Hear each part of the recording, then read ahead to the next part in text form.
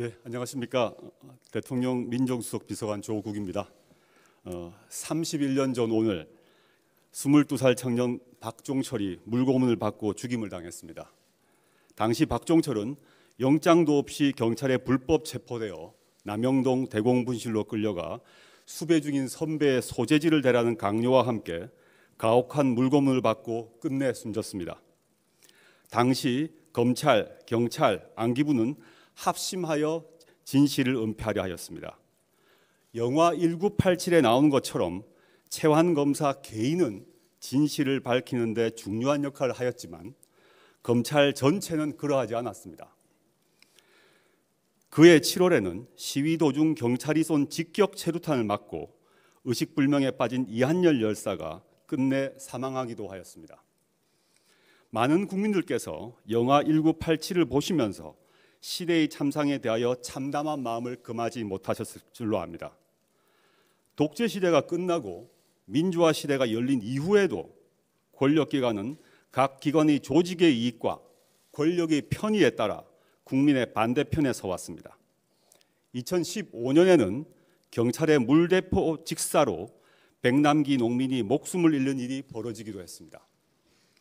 2016년 국민이 촛불을 들었던 원인, 2017년 대통령이 탄핵되었던 원인, 여기에는 검, 경, 국정원 등 권력기관의 잘못이 있었음은 하나하나 드러나고 있습니다.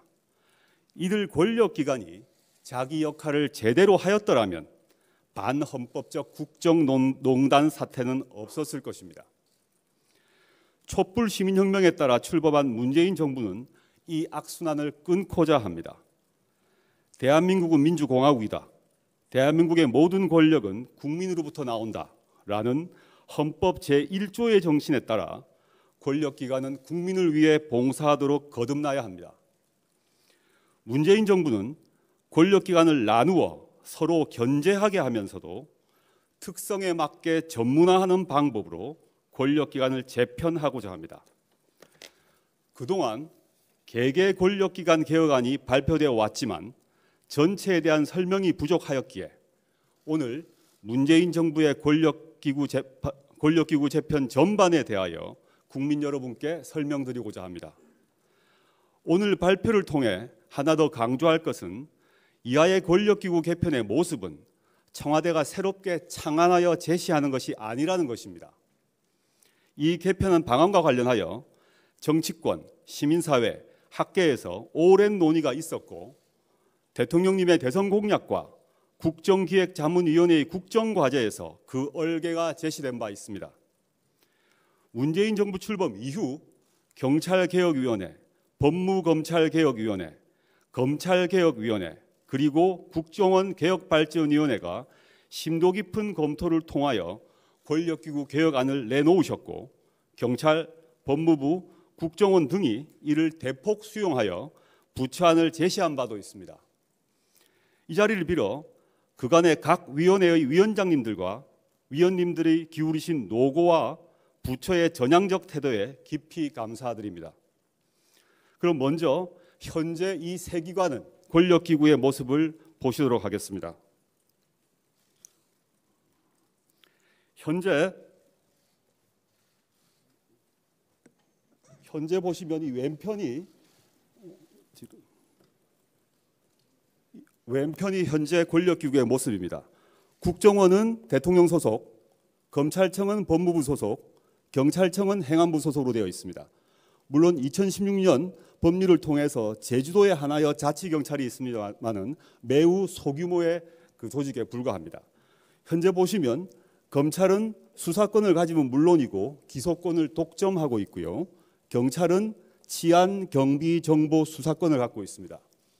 그리고 국가정보원은 통상의 정보기관으로서의 정보 기능 외에 대공수사 기능을 같이 가지고 있다라고 보시면 되겠습니다.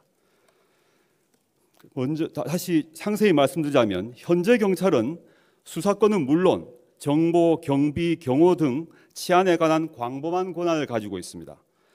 중앙의 경찰청에서 지역의 지구대에 이르기까지 전국에 걸쳐 10만 이상의 인원을 보유한 방대한 조직입니다. 중앙에서 지역 풀뿌리까지 또 수사는 물론 정보, 대공, 경비 등 치안의 모든 영역에서의 방대한 조직과 거대 기능이 국민들의 인권을 침해하지 않고 효율적으로 작동하도록 개혁하는 것이 매우 긴요한 상황입니다.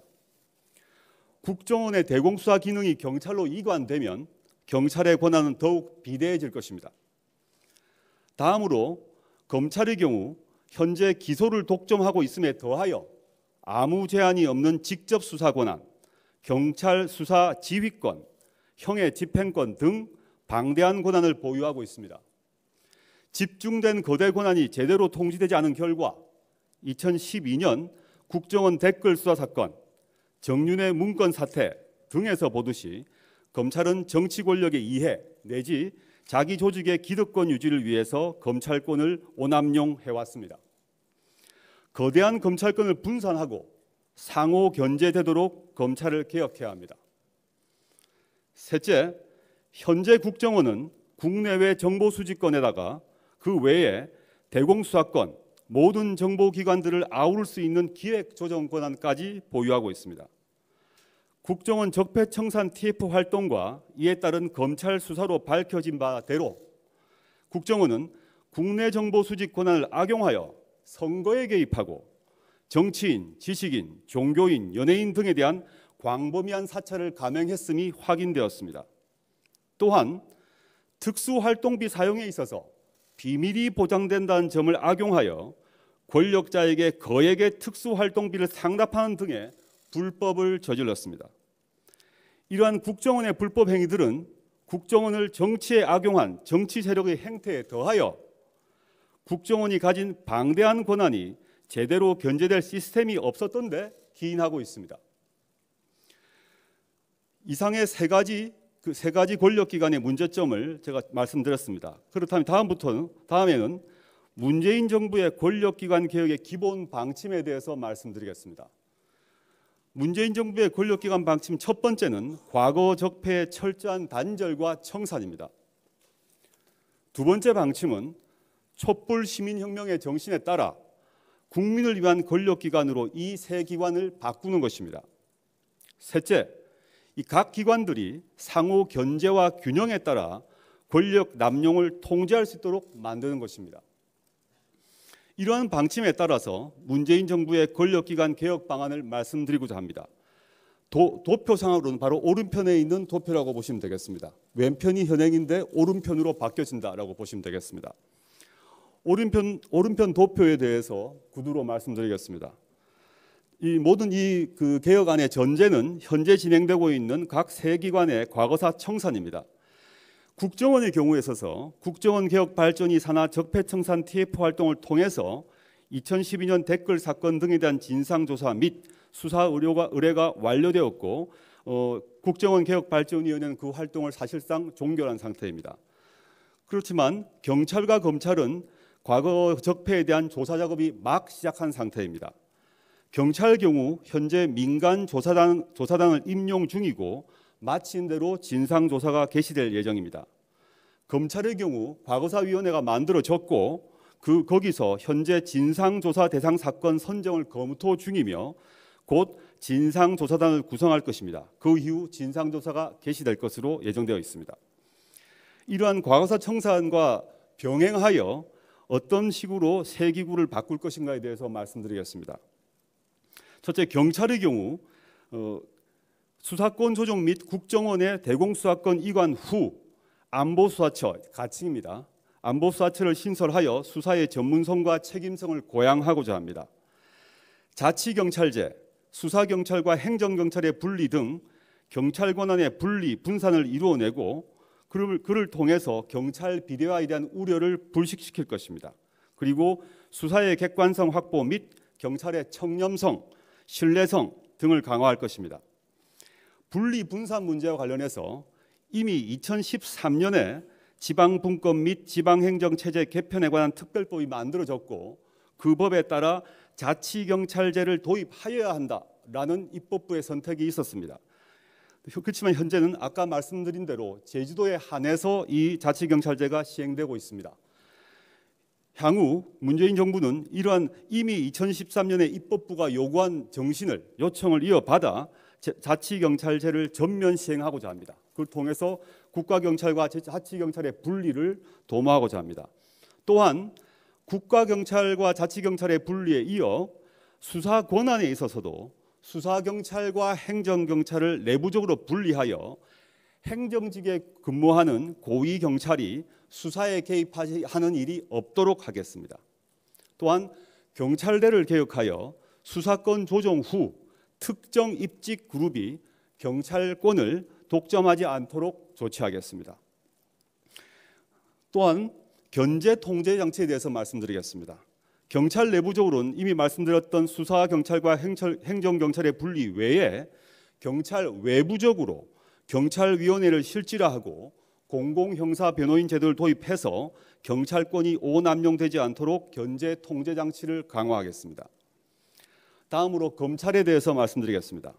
검찰개혁의 기조는 경찰과 마찬가지입니다. 검찰 권한의 분리 분산 및 기관 간의 통제 장치를 도입하여 검찰이 검찰 본연의 업무를 수행하도록 하는 것입니다.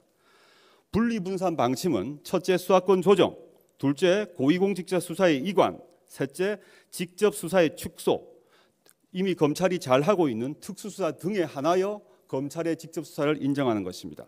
그리고 네 번째, 법무부의 탈검찰화 등을 통해서 검찰권을 분리 분산시키겠습니다. 그리고 검찰권에 대한 견제 통제 장치에 대해서 말씀드리겠습니다. 공수처의 검사 수사, 법무부의 탈검찰화 등을 통해서 검찰권의 오남용이 되지 않도록 통제하겠습니다. 현재 법무부의 탈검찰화의 경우에 있어서는 이미 3개의 직위, 법무부 내의 3개의 직위에 대해서 탈검찰화가 이루어져서 비검사가 보임되었습니다. 법무실장, 출입국 본부장, 인권국장 3자리가 비검사로 보임되었습니다. 그리고 현재 기존의 검사장 직위인 범죄예방정책국장의 경우 공모가 나가 있는 상태입니다. 또한 평검사 직위도 10개 정도의 자리가 외부 개방되어 공모가 이루어져 있는 상태입니다. 이런 자리에 또 비검사가 보임되게 되면 법무부의 탈검찰은 더욱 가속화될 것이라고 봅니다. 세 번째, 국정원의 개혁 방향에 대해서 말씀드리겠습니다.